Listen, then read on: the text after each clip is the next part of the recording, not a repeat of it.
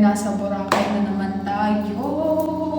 Ang usapan namin kanina, mag-beach kami and syempre, walang natupad doon kasi nakatulog kami lahat sa bago.